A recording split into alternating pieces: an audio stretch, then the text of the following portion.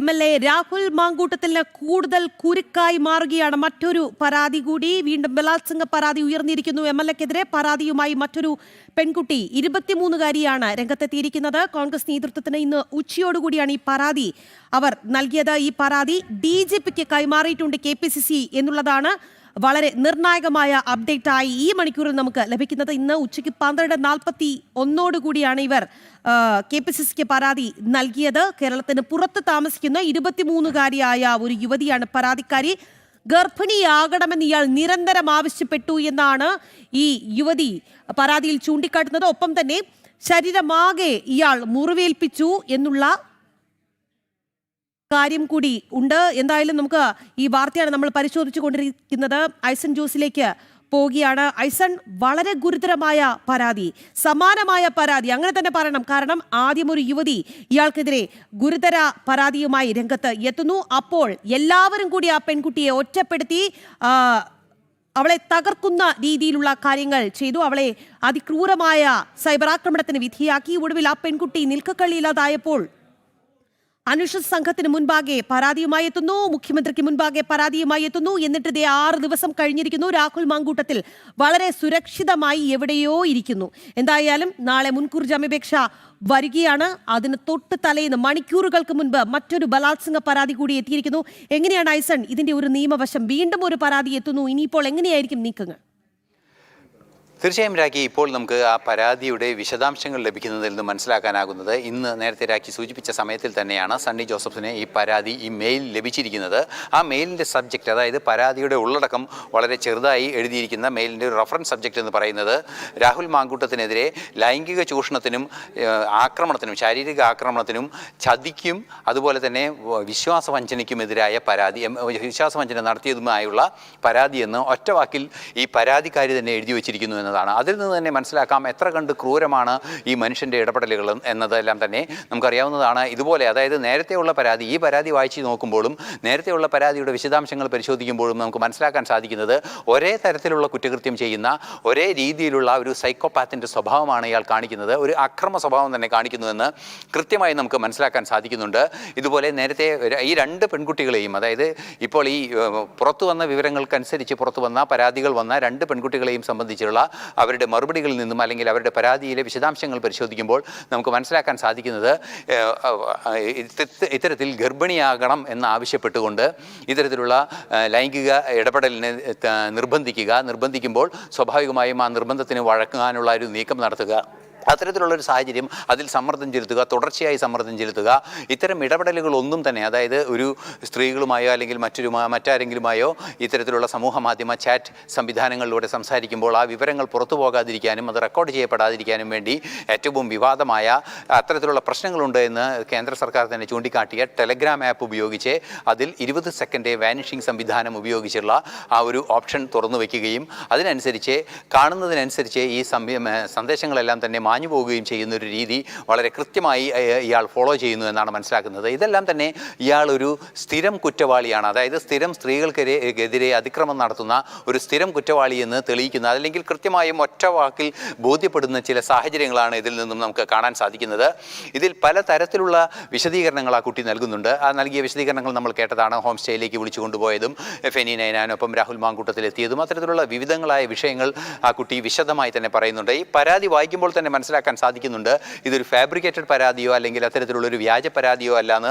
അതിൻ്റെ കൃത്യമായ വിശദീകരണങ്ങൾ വായിക്കുമ്പോൾ, നമ്മൾ പരാതികൾ വായിക്കുന്ന ഒരു രീതി വെച്ച് വായിച്ചു നോക്കിയാൽ ഏതൊരു സാധാരണ വ്യക്തിക്കും മനസ്സിലാവുന്ന രീതിയിലുള്ള ഇത്തരത്തിലുള്ള ചില നീക്കങ്ങളാണ് ഇയാളുടെ ഭാഗത്തു നിന്നുണ്ടാകുന്നത്. ഈ പരാതിയിൽ പ്രത്യേകമായും പറയുന്നത് ഇയാൾ ഉണ്ടാക്കുന്ന പ്രശ്നങ്ങൾ സംബന്ധിച്ചാണ്. ഭീഷണിയുടെ സ്വഭാവം, അതുപോലെ തന്നെ അതിക്രമത്തിൻ്റെ സ്വഭാവം, ശരീരത്തിൻ്റെ വിവിധ ഭാഗങ്ങളിൽ മുറിവേൽപ്പിക്കുന്ന സ്വഭാവം, ഇതിനു മുൻപുണ്ടായിരുന്ന പരാതിയിൽ നഗ്നചിത്രങ്ങൾ പകർത്തുന്ന സ്വഭാവം ഇയാൾക്കുണ്ട്. അത്തരത്തിലുള്ള വിവിധങ്ങളായ വിഷയങ്ങൾ ചൂണ്ടിക്കാട്ടുന്ന ഈ 2 പരാതികളും പരിശോധിക്കുമ്പോൾ ഇയാൾ ഒരു ഹാബിച്വൽ ഒഫൻഡർ എന്ന് തന്നെ പറയാവുന്ന ഒരു സ്ഥിരം കുറ്റവാളി, അല്ലെങ്കിൽ സ്ത്രീകൾക്കെതിരെ തുടർച്ചയായി അതിക്രമം നടത്തുന്ന ഒരു സ്ഥിരം കുറ്റവാളി എന്ന് തന്നെ മനസ്സിലാക്കാവുന്ന ഒരു സാഹചര്യമാണുള്ളത്. മറ്റൊരു പ്രധാന വിഷയം പരാമർശിക്കപ്പെട്ട് തന്നെ പോകേണ്ടത് ഇയാളുടെ സൈബർ ഗുണ്ടകളുടെ വിളയാട്ടം. നമുക്കറിയാവുന്നതാണ്, രാഹുൽ ഈശ്വറിനെയൊക്കെ, രാഹുൽ മാങ്കൂട്ടത്തിന് വേണ്ടി ഇത്തരത്തിലുള്ള സൈബർ ഇടങ്ങളിൽ ആക്ഷേപിച്ചതിൻ്റെ പേരിൽ കേസെടുക്കുന്ന നിരവധി കേസുകൾ, ഇന്ന് തന്നെ 6ഓളം കേസുകൾ വന്ന, ഇന്നും ഇന്നലെയും ഒക്കെയായി 6ഓളം കേസുകൾ, അതായത് അതിജീവിതയെ അപമാനിക്കുന്ന 6ഓളം കേസുകൾ വന്നു. അക്കാര്യവും കൃത്യമായി ചൂണ്ടിക്കാട്ടിക്കൊണ്ടാണ്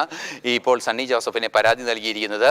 ഇതിൽ പറയുന്നത് ഈ രാഹുൽ മാങ്കൂട്ടത്തിലിനെ വിശേഷിപ്പിച്ച ഒരു പദമുണ്ട്. ആ പദം തന്നെയാണ് ഏറ്റവും ഗൗരവമേറിയ ഒറ്റ വാക്കായി ഇയാളെ നമുക്ക് വിശേഷിപ്പിക്കാവുന്നത്. അതായത് ഇതിൽ വളരെ കൃത്യമായി പറയുന്നു സെക്ഷൽ പ്രിഡേറ്റർ.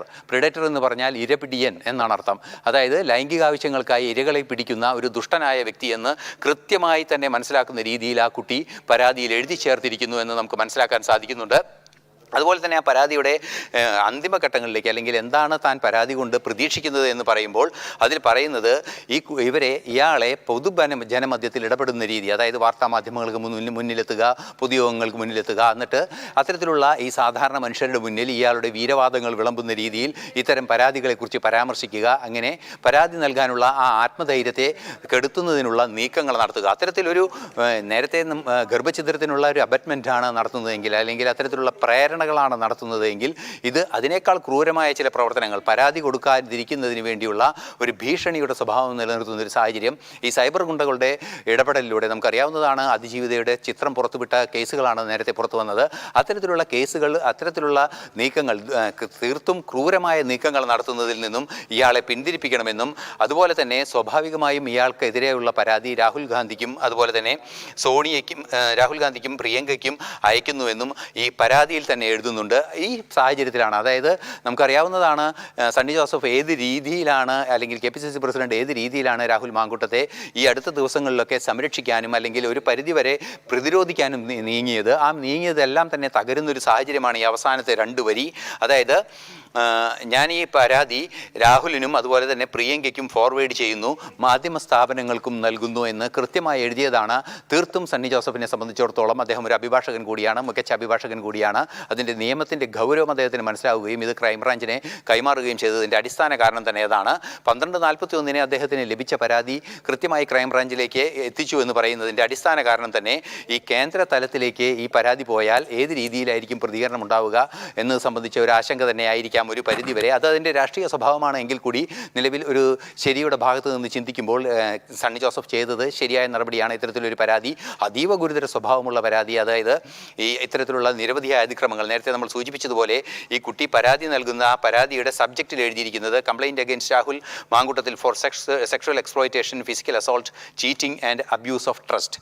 ഈ വാക്ക് കൃത്യമായും ഇതെല്ലാം തന്നെ വിശദീകരിക്കുന്ന ഒരു പരാതിയാണ് ഉണ്ടായിരിക്കുന്നത്. ഈ പരാതി കൃത്യമായും വലിയൊരു ഗൗരവമേറിയ ഒരു ക്രിമിനൽ കോഗ്നിസബിൾ ഒഫൻസായി വരാനുള്ള സാധ്യതയുണ്ടെന്ന് സണ്ണി ജോസഫിന് ബോധ്യപ്പെട്ടതിൻ്റെ കൂടി അടിസ്ഥാനത്തിൽ തന്നെയാണ് അദ്ദേഹം അടിയന്തരമായി ഇത് കൈമാറിയത് എന്നാണ് മനസ്സിലാക്കാൻ സാധിക്കുന്നത്. സ്വാഭാവികമായും ഇത്തരത്തിലുള്ള ഈ തുടർച്ചയായ, അതായത് ഇത്തരത്തിൽ അതിക്രമങ്ങൾ കാണിക്കുന്ന അല്ലെങ്കിൽ ഇത്തരത്തിലുള്ള സ്ത്രീകളെ ആക്രമിക്കുകയും അല്ലെങ്കിൽ ഇത്തരത്തിൽ തേജോവധം ചെയ്ത് ഇത്തരത്തിലുള്ള ആവശ്യങ്ങൾക്ക് പ്രയോജനപ്പെടുത്തുകയും ചെയ്യുന്ന ക്രൂരമായ വിനോദം നടത്തുന്ന ഈ മനുഷ്യനെ എതിരെ ശക്തമായ പരാതി അല്ലെങ്കിൽ നടപടി വേണമെന്ന ഒരു ആവശ്യം തന്നെയാണ് KPCCക്ക് നൽകിയിരിക്കുന്നത്. സ്വാഭാവികമായി ഇത് ക്രൈംബ്രാഞ്ചിന് മുന്നിലെത്തിയിരിക്കുകയാണ്. തീർച്ചയായും ഇപ്പോൾ കൂടുതൽ നടപടികളിലേക്ക് ക്രൈംബ്രാഞ്ച് നീങ്ങുന്നു എന്നാണ് മനസ്സിലാക്കാൻ സാധിക്കുന്നത്. മാത്രമല്ല, നേരത്തെ നമ്മൾ സൂചിപ്പിച്ചതുപോലെ ഒരു സ്ത്രീയുടെ സ്വാതന്ത്ര്യമില്ല, അനുവാദമില്ലാതെ ആ സ്ത്രീയെ ഗർഭിണിയാക്കണം എന്ന രീതിയിൽ ഒരു സമ്മർദ്ദം ചെലുത്തുക എന്നതും ഒരു കുറ്റകൃത്യമാണ്. ലൈംഗിക അതിക്രമങ്ങളെല്ലാം തന്നെ കുറ്റകൃത്യങ്ങളാണ്. നേരത്തെ നമ്മൾ കണ്ടതുപോലെ നേരത്തെ ഉണ്ടായ അതിജീവിതയെ സംബന്ധിച്ചിടത്തോളം അത് ഇത്തരത്തിൽ ഗർഭഛിദ്രത്തിനുള്ള ഒരു പ്രേരണയാണ് നൽകിയതെങ്കിൽ ഇന്ന് ഈ ഗർഭിണിയാകണം എന്ന ഒരു സമ്മർദ്ദം ചെലുത്തുന്ന ഒരു സാഹചര്യമുണ്ട്. 2 വിഷയങ്ങളും ഒരു വ്യക്തിയുടെ സ്വാതന്ത്ര്യത്തിനപ്പുറത്ത്, അതായത് സ്ത്രീ സ്വാതന്ത്ര്യത്തിനും സ്ത്രീയുടെ അവകാശങ്ങൾക്കും അപ്പുറം പോകുന്ന ഒരു ഗൗരവമേറിയ വിഷയമാണ്. സൂചിപ്പിച്ചതുപോലെ എന്തായാലും ആ പെൺകുട്ടിക്ക് ഇതൊരു ഒറ്റപ്പെട്ട സംഭവമല്ല, തന്നോട് സമീപിച്ച അതേ രീതിയിൽ മറ്റുള്ളവരോടും സമീപിച്ചു എന്ന ബോധ്യം വന്നതിന്റെ അടിസ്ഥാനത്തിൽ തന്നെയാണ് ഇങ്ങനെ ഒരു പെൺകുട്ടിക്ക്, ഇനിയൊരു പെൺകുട്ടിക്ക് ഇത്തരത്തിൽ ഒരു അതിക്രമം നേരിടേണ്ടി വരരുത് എന്ന കൃത്യമായ ഉദ്ദേശത്തോടു കൂടി തന്നെയാണ് ഈ പെൺകുട്ടി വീണ്ടും അടുത്തൊരു പരാതിയുമായി ഈ പെൺകുട്ടിയും എത്തുന്നത് എന്നുള്ളതാണ്. നമുക്ക് വിനീഷിലേക്ക് കൂടി പോകേണ്ടതുണ്ട്. വിനീഷ്, മോഡസ് ഓപ്പറാണ്ടി ഒക്കെ തന്നെ സെയിമാണ്. എന്തായാലും ഇയാൾ ഒരു ചില്ലറക്കാരനല്ല, MLA ആണ് എന്ന് പറയാൻ ഇപ്പോൾ പാലക്കാട്ടുകാർക്ക് വലിയ നാണക്കേടായി മാറിക്കഴിഞ്ഞു. എന്തൊരു മനുഷ്യനാണ് എന്നൊക്കെയാണ് അവർ ചോദിക്കുന്നത്. വല്ലാത്തൊരു വൈകൃതം തന്നെയാണ്. രാഹുൽ മാങ്കൂട്ടത്തിനെതിരെ വീണ്ടും ബലാത്സംഗ പരാതി വരുമ്പോൾ ഈ KPCC കിട്ടിയ പരാതി 12:41 കിട്ടിയ പരാതി DGPക്ക് കൈമാറിയിട്ടുണ്ട് എന്നാണ് നമുക്ക് ലഭിക്കുന്ന അപ്ഡേറ്റ്. ഈ പെൺകുട്ടിയിൽ നിന്ന് വിവരശേഖരണം അടക്കം ഇവർ നടത്തുന്നുണ്ട് എന്ന് പ്രതീക്ഷിക്കുന്നു. വിനീഷ്, എന്താണ് നമുക്ക് അവിടെ നിന്ന് ലഭിക്കുന്ന ഈ വാർത്തയുമായി ബന്ധപ്പെട്ടുള്ള ഏറ്റവും പുതിയ വിവരങ്ങൾ?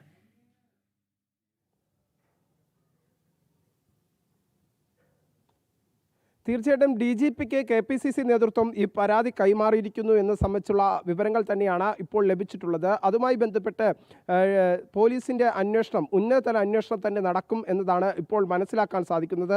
സർക്കാർ അത്തരത്തിലുള്ള ഒരു നിർദ്ദേശം, കൃത്യമായി പറഞ്ഞാൽ ഒരു നിയമസഭാ സാമാജികനാണ്, അല്ലെങ്കിൽ നിയമസഭയുടെ MLA ആയി നിൽക്കുന്ന ഒരു വ്യക്തി ഇത്തരത്തിലുള്ള ഒരു പ്രാചീനമായ രീതിയിൽ, അല്ലെങ്കിൽ സ്ത്രീകളോട് അത്രയും അപമര്യാദമായി പെരുമാറുന്ന തരത്തിൽ ലൈംഗിക പീഡന പരാതി അത് രാഹുൽ മാങ്കൂട്ടത്തിനെതിരെ ഉയരുന്നത് അത് ആദ്യ ഘട്ടത്തിലല്ല, പക്ഷേ ഇത് രണ്ടാം ഘട്ടത്തിലേക്ക് അല്ലെങ്കിൽ മൂന്നാം ഘട്ടം എന്നൊക്കെ തന്നെയാണ് രാഹുൽ മാങ്കൂട്ടത്തിനെതിരായി വന്നിരിക്കുന്ന പരാതികളെ നമുക്ക് വിലയിരുത്താൻ സാധിക്കുന്നത്. നേരത്തെ തന്നെ ഒരു പെൺകുട്ടി പൂർണ്ണമായും ആ പെൺകുട്ടിയുടെ ശബ്ദ സംഭാഷണം ഉൾപ്പെടെയുള്ളവ പുറത്തു വരുന്ന ഒരു സാഹചര്യമുണ്ടായി. അതിന് തൊട്ടു പിന്നാലെ ആ പെൺകുട്ടി മുഖ്യമന്ത്രിക്ക് മുന്നിലെത്തി പരാതി നൽകുന്ന സാഹചര്യം. ആ പരാതി നൽകി ദിവസങ്ങൾ പിന്നിടുമ്പോൾ ആ പെൺകുട്ടിയെ തന്നെ സൈബറിടങ്ങളിൽ വലിയ തോതിൽ ആക്രമിക്കുന്നത് നമുക്ക് കാണാൻ സാധിക്കുന്നു. അതിന് തൊട്ടു പിന്നാലെ രാഹുൽ മാങ്കൂട്ടം വീണ്ടും ഒരു വീരപുരുഷനായി മാറുന്നു എന്ന തരത്തിലേക്കൊക്കെ കാര്യങ്ങൾ നീങ്ങുമ്പോൾ സൈബറിടങ്ങളിൽ കാണാൻ സാധിച്ചു. അതിന് തൊട്ടു പിന്നാലെ തന്നെ രാഹുൽ മാങ്കൂട്ടത്തിനെ അനുകൂലിച്ചുകൊണ്ട് നിരവധി പേർ എത്തുന്നു. ആ ഒരു സാഹചര്യത്തിലാണ് വീണ്ടും ഒരു ലൈംഗിക പരാതി രാഹുൽ മാങ്കൂട്ടത്തിനെതിരെ ഉയരുന്നത്, MLAക്കെതിരെ ഉയരുന്നത് എന്നതാണ് പ്രധാനപ്പെട്ട കാര്യം. ഏറ്റവും പ്രധാനം എന്ന് പറയുന്നത് KPCC ഇപ്പോഴത്തെ ഘട്ടത്തിൽ തലയൂരാനുള്ള ഒരു ശ്രമം നടത്തുന്നു എന്നതാണ് നമുക്ക് മനസ്സിലാക്കാൻ സാധിക്കുന്നത്.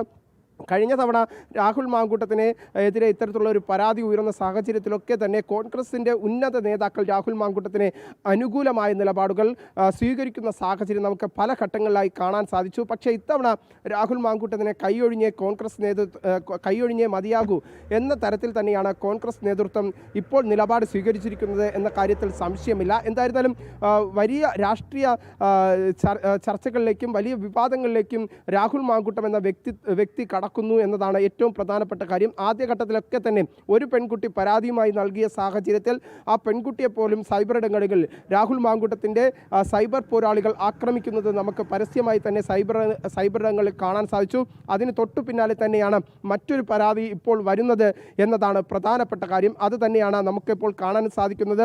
KPCC നേതൃത്വത്തിന് ഇന്ന് രാവിലെയോട് 11 മണിക്ക് ശേഷം ലഭിച്ച ആ ഒരു പരാതി ഇപ്പോൾ DGPക്ക് കൈമാറിയിട്ടുണ്ട്. DGP അതിൻ്റെ അടിസ്ഥാനത്തിൽ ഇതുമായി ബന്ധപ്പെട്ടുള്ള അന്വേഷണം ആരംഭിച്ചിട്ടുണ്ട് എന്ന് തന്നെയാണ് നമുക്ക് മനസ്സിലാക്കാൻ സാധിക്കുന്നത്. അതിക്രൂരമായി ഈ പെൺകുട്ടിയെ പീഡിപ്പിച്ചു, ലൈംഗിക അതിക്രമത്തിന് അദ്ദേഹത്തിൻ്റെ ചെയ്തികൾക്കും ഇരയാക്കി എന്ന് സംബന്ധിച്ചുള്ള ഒരു കൃത്യമായ തരത്തിലുള്ള പരാതി തന്നെയാണ് KPCC നേതൃത്വത്തിന് നൽകിയിരിക്കുന്നത്.